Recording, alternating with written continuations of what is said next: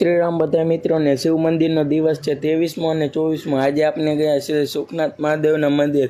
ત્યાં આપણે શિવજીનો રૌદ્ર રૂપના દર્શન કર્યા।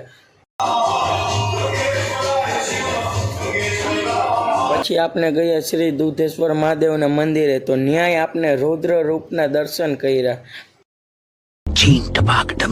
ઘર ભેગું થાને ભાઈ। પછી જો માસિયારના ખેલ। કેન્સર ક્યાં નક્કી જવાનું? અમારો વાંઢો પોપટલાલ। પછી હું ને માસિયાર એક છત્રી લઈને બે નદી જોવા નીકળી ગયા। ઓ ભાઈ સાહેબ, કાકડો બની કાકડો બની કાકડો